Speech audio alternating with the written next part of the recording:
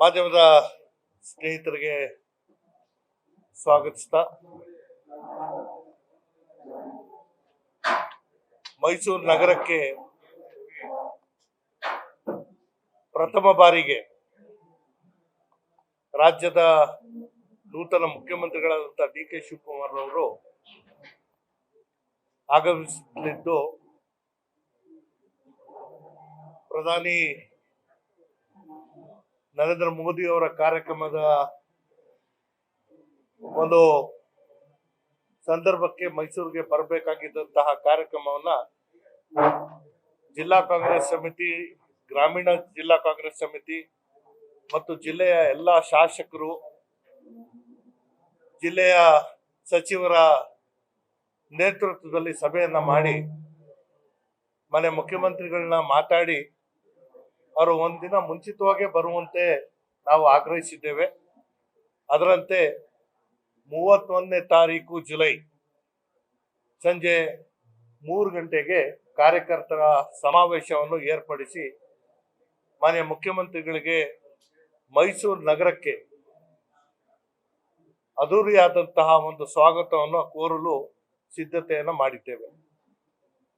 ಇದೇ ಸಂದರ್ಭದಲ್ಲಿ ನಿಕಟಪೂರ್ವ ಮುಖ್ಯಮಂತ್ರಿಗಳು, ನಮ್ಮ ಜಿಲ್ಲೆಯ ನಾಯಕರು, ನಮ್ಮೆಲ್ಲರ ನಾಯಕರಾದಂತಹ ಸಿದ್ದರಾಮಯ್ಯ ಅವರು, ಅವ್ರಿಗೂ ಸಹ ಈ ಕಾರ್ಯಕ್ರಮದಲ್ಲಿ ಅವರ ಉಪಸ್ಥಿತಿಯಲ್ಲಿ ನಡಿಬೇಕು ಅಂತ ನಾವು ಮನವಿಯನ್ನ ಮಾಡಿಕೊಂಡಿದ್ದೇವೆ.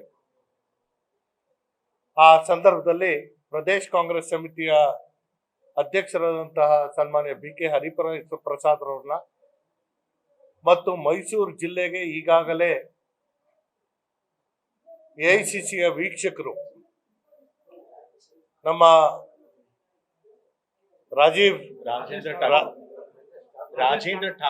ರಾಜೇಂದ್ರ ಠಾಕೂರ್ ಅವರು ಜಿಲ್ಲೆಯ ಎಲ್ಲ ತಾಲೂಕು ಮಟ್ಟದ ಕಾರ್ಯಕರ್ತರ ಮತ್ತು ಮುಖಂಡರ ಸಭೆಯನ್ನ ಮಾಡ್ತಾ ಇದ್ದಾರೆ. ಅವರು ಸಹ ಈ ಕಾರ್ಯಕ್ರಮದಲ್ಲಿ ಪಾಲ್ಗೊಳ್ತಾರೆ. ಜಿಲ್ಲೆಯ ಎಲ್ಲ ವಿಧಾನಸಭಾ ಕ್ಷೇತ್ರದಿಂದನೂ ಕಾರ್ಯಕರ್ತರು ಈ ಕಾರ್ಯಕ್ರಮದಲ್ಲಿ ಭಾಗವಹಿಸುವಂಥದ್ದಕ್ಕೆ ನಾವು ಈಗಾಗಲೇ ಮನವಿಯನ್ನು ಮಾಡಿದ್ದೇವೆ. ಅವರು ಹೆಚ್ಚಿನ ಸಂಖ್ಯೆಯಲ್ಲಿ ಆಗಮಿಸಿ ಈ ಕಾರ್ಯಕ್ರಮವನ್ನು ಯಶಸ್ವಿಗೊಳಿಸುವಂಥದ್ದಕ್ಕೆ ನಾವು ಸಿದ್ಧತೆಯನ್ನ ಈಗಾಗಲೇ ಮಾಡಿಕೊಂಡಿದ್ದೇವೆ.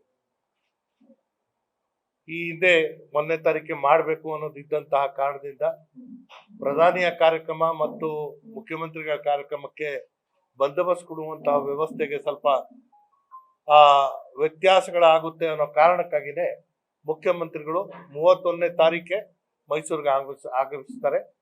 ಅಂದು ಅವರ ಪ್ರಥಮ ಪ್ರವೇಶ ನಗರಕ್ಕೆ ಮಾನ್ಯ ಸಿದ್ದರಾಮಯ್ಯ ಅವರ ಸಮ್ಮುಖದಲ್ಲೇ ಅದ್ದೂರಿಯಾದಂತಹ ಸ್ವಾಗತ ಮಾಡುವಂತ ತೀರ್ಮಾನ ಮಾಡಿ JK ಗ್ರೌಂಡ್ ನಲ್ಲಿ ಈ ಕಾರ್ಯಕ್ರಮವನ್ನು ನಡೆಸುವಂತದಕ್ಕೆ ನಾವು ಮುಂದಾಗ್ತಾ ಇದ್ದೀವಿ. ಎಲ್ಲ ಮಾಧ್ಯಮದ ಮಿತ್ರರಿಗೆ ನಮಸ್ಕಾರಗಳು. ಈಗಾಗಲೇ ನಮ್ಮ ಕಾರ್ಯಾಧ್ಯಕ್ಷರು ಮತ್ತೆ ನಮ್ಮ ಪಕ್ಷದ ಹಿರಿಯ ಮುಖಂಡರಾದಂಥ ತನ್ವೀರ್ ಸೇಠ್ ಅವರು ಹೇಳಿದಾಗೆ 1ನೇ ತಾರೀಕು ಮುಖ್ಯಮಂತ್ರಿಗಳು, ಪ್ರಧಾನಮಂತ್ರಿಗಳು ಮೈಸೂರು ಜಿಲ್ಲೆಗೆ ಆಗಮಿಸ್ತಿರೋದು, ಮೈಸೂರು ನಗರಕ್ಕೆ ಆಗಮಿಸ್ತಿರೋದ್ರಿಂದ ಅವ್ರನ್ನ ಬರಮಾಡ್ಕೊಳ್ಳೋದಕ್ಕೋಸ್ಕರ ಬರೋರಿದ್ರು. ಹೇಗಿದ್ರು 1ನೇ ತಾರೀಕು ಬರ್ತಾ ಇದ್ದೀರಿ, ಪ್ರಪ್ರಥಮ ಬಾರಿಗೆ ನಮ್ಮ ಮೈಸೂರು ಜಿಲ್ಲೆಗೆ ಬರ್ತಾ ಇದ್ದೀರಿ. ಹಾಗಾಗಿ ನೀವು ಬಂದಂತ ಸಮಯದಲ್ಲೇ ನಿಮ್ಗೆ ಅದ್ದೂರಿ ಸ್ವಾಗತ ಕೋರಬೇಕು. ಅದ್ರ ಜೊತೆಗೆ ನಾವು ಒಂದು ಕಾರ್ಯಕರ್ತ ಸಮಾವೇಶನ ಕೂಡ ಮಾಡಬೇಕು. ಆದ್ರೆ 1ನೇ ತಾರೀಕು ಮುಖ್ಯಮಂತ್ರಿಗಳು ಬಂದ್ರೆ ಅವತ್ತು ಆ ಸಮಾವೇಶ ಮಾಡೋಕ್ಕೆ ಸ್ವಲ್ಪ ಸಾಧ್ಯ ಆಗೋದಿಲ್ಲ. ಯಾಕೆ ಅಂತಂದ್ರೆ ಅವತ್ತು ಪ್ರಧಾನಮಂತ್ರಿಗಳು ಬರೋದ್ರಿಂದ SPG ಪ್ರೋಟೋಕಾಲ್ ಇರುತ್ತೆ, ಬಂದೋಬಸ್ತು ಬಹಳ ಕಟ್ಟುನಿಟ್ಟಾಗಿರುತ್ತೆ. ಈ ಸಮಾವೇಶಕ್ಕೆಲ್ಲ ಅನುಮತಿ ಸಿಗೋದು ಕಷ್ಟ ಆಗ್ಬೋದು. ಹಾಗಾಗಿ 31ನೇ ತಾರೀಕೆ ನೀವು ನಮ್ಮ ಮೈಸೂರು ಜಿಲ್ಲೆಗೆ ಬರಬೇಕು ಅಂತ ಹೇಳಿ ನಾವೆಲ್ಲ ನಮ್ಮ ಶಾಸಕರು, ಕಾರ್ಯಾಧ್ಯಕ್ಷರು ಮತ್ತೆ ಬೇರೆ ಬೇರೆ ಮುಖಂಡಗಳೆಲ್ಲರೂ ಮುಖ್ಯಮಂತ್ರಿಗಳನ್ನ ಮನವಿ ಮಾಡ್ಕೊಂಡ್ವಿ. ಮುಖ್ಯಮಂತ್ರಿಗಳು ಕೂಡ 31ನೇ ತಾರೀಕು ಬರ್ತೀನಿ ಅಂತ ಹೇಳಿ ಒಪ್ಕೊಂಡಿದ್ದಾರೆ. ಸೊ ಹಾಗಾಗಿ 31ನೇ ತಾರೀಕು ಬಂದಾಗ ಮೊದಲನೇ ಬಾರಿ ಅವರು ನಮ್ಮ ಮೈಸೂರು ಜಿಲ್ಲೆಗೆ ಆಗಮಿಸ್ತಿರೋದ್ರಿಂದ ನಾವು ಅವರನ್ನ ಬಹಳ ಅದ್ದೂರಿಯಾಗಿ ಸ್ವಾಗತ ಮಾಡಿ ಮತ್ತೆ ನಮ್ಮ ಕಾರ್ಯಕರ್ತರ ಸಮಾವೇಶ ಕೂಡ ಮಾಡಿದ್ದೇವೆ. ನಮ್ಮ ಮೈಸೂರು ಜಿಲ್ಲೆಯ ಎಲ್ಲ ವಿಧಾನಸಭಾ ಕ್ಷೇತ್ರಗಳಿಂದಲೂ ಕೂಡ ನಮ್ಮ ಕಾರ್ಯಕರ್ತರು ಹೆಚ್ಚಿನ ಸಂಖ್ಯೆಯಲ್ಲಿ ಬಂದು, ಸಾವಿರಾರು ಸಂಖ್ಯೆಯಲ್ಲಿ ಬಂದು ಕಾರ್ಯಕರ್ತರ ಸಮಾವೇಶದಲ್ಲಿ ಭಾಗವಹಿಸ್ತಾರೆ, ಮುಖ್ಯಮಂತ್ರಿಗಳಿಗೆ ಅಭಿನಂದಿಸ್ತಾರೆ, ಅವ್ರನ್ನ ಸ್ವಾಗತ ಮಾಡ್ತಾರೆ.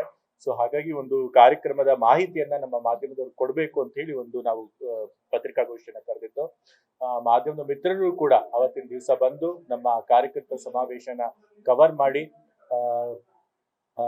ನಮ್ಮ ಕಾರ್ಯಕ್ರಮ ಯಶಸ್ವಿ ಮಾಡ್ಕೊಡ್ಬೇಕು ಅಂತ ಹೇಳಿ ನಿಮ್ಮಲ್ಲಿ ನಾನು ವಿನಂತಿ ಮಾಡ್ತೇನೆ. ಹೌದು, ಅವತ್ತಿನ ದಿವಸ ಈಗಾಗಲೇ ತನ್ವೀರ್ ಸೇಠ್ ಸರ್ ಅವ್ರು ಹೇಳಿದಾಗೆ ಮಾಜಿ ಉಪಮುಖ್ಯಮಂತ್ರಿಗಳನ್ನ ಮತ್ತೆ ನಮ್ಮ KPCC ಅಧ್ಯಕ್ಷರನ್ನ, ಉಪಮುಖ್ಯಮಂತ್ರಿಗಳನ್ನ ಎಲ್ಲರನ್ನೂ ಕೂಡ ನಾವು ಆಹ್ವಾನ ಮಾಡ್ತೇವೆ. ಎಲ್ಲರನ್ನೂ ಕೂಡ ಈ ಸಭೆಗೆ ಬನ್ನಿ ಅಂತ ಕೇಳ್ಕೊಳ್ತೇವೆ. ಹಿಂದೆ ಎಲ್ಲ ಮುಖ್ಯಮಂತ್ರಿಗಳು ಸಿದ್ದರಾಮಯ್ಯ ಅವರು ಬಂದಾಗ ನಾವು ಹೇಗೆ ಸ್ವಾಗತ ಮಾಡಿ ವರ್ಕರ್ಸ್ ಮೀಟ್ ನ ಮಾಡ್ತಾ ಇದ್ವಿ, ಕಾರ್ಯಕರ್ತರ ಸಮಾವೇಶ ಮಾಡ್ತಿದ್ವಿ, ಅದೇ ರೀತಿ ಈ ಬಾರಿನೂ ಕೂಡ ಅದೇ ರೀತಿ ಮಾಡ್ತಾರೆ. ಮಧ್ಯಾಹ್ನ ಬರ್ತಾರೆ, ಅವ್ರಿಗೆ ಬೆಳಗ್ಗೆ ಬೇರೆ ಕಾರ್ಯಕ್ರಮಗಳು ಇರೋದ್ರಿಂದ ಮುಗಿಸ್ಕೊಂಡು ಮಧ್ಯಾಹ್ನ ಮೈಸೂರಿಗೆ ಬರ್ತಾರೆ.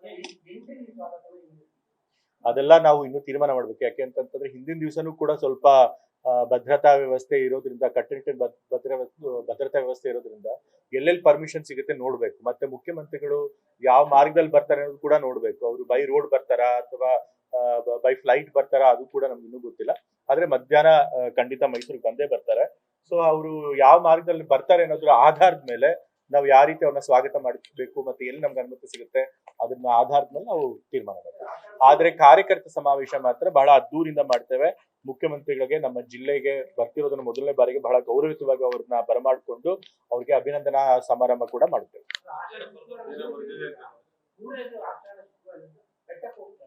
ಅದು ಗೊತ್ತಿಲ್ಲ, ಅದೆಲ್ಲ ಇನ್ನು ತೀರ್ಮಾನ ಆಗಿಲ್ಲ. ಮುಖ್ಯಮಂತ್ರಿಗಳು ಮಧ್ಯಾಹ್ನ ಮೈಸೂರಿಗೆ ಬರ್ತೀವಿ ಅಂತ ಹೇಳಿದ್ದಾರೆ. ಸೊ ಮಧ್ಯಾಹ್ನದ ನಂತರ ನಾವು ಸುಮಾರು 3 ಗಂಟೆಗೆ ಕಾರ್ಯಕ್ರಮ ಮಾಡ್ಬೇಕು ಅನ್ಕೊಂಡಿದೀವಿ. ಸೊ ಹಾಗಾಗಿ ಅವ್ರಿಗೆ ಎಷ್ಟು ಸಮಯ ಇರುತ್ತೆ ಬೇರೆ ಕಡೆ ಭೇಟಿ ಕೊಡೋಕೆ ಅಂತ ಗೊತ್ತಿಲ್ಲ. ಅದು ಮುಖ್ಯಮಂತ್ರಿಗಳ ತೀರ್ಮಾನ.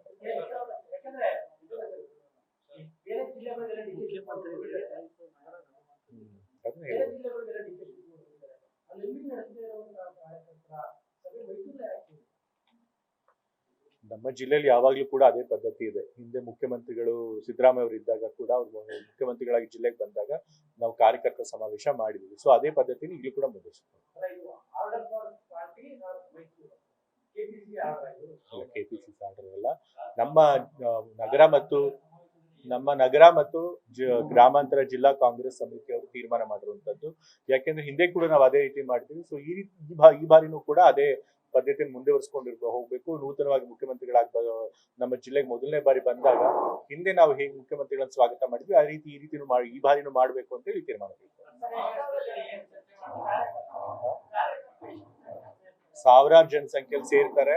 ಅದು ನಾವು ತೀರ್ಮಾನ ಮಾಡ್ಕೊಡ್ತೀವಿ ಎಷ್ಟು ಜನ ಸೇರಿಸಬೇಕು ಅಂತ. ಖಂಡಿತ ನಮ್ಮ ಮೈಸೂರು ಜಿಲ್ಲೆಯ ಎಲ್ಲಾ ವಿಧಾನಸಭಾ ಕ್ಷೇತ್ರಗಳಿಂದಲೂ ಕೂಡ ನಮ್ಮ ಕಾರ್ಯಕರ್ತರು ದೊಡ್ಡ ಸಂಖ್ಯೆಯಲ್ಲಿ ಬಂದು ಸೇರ್ತಾರೆ.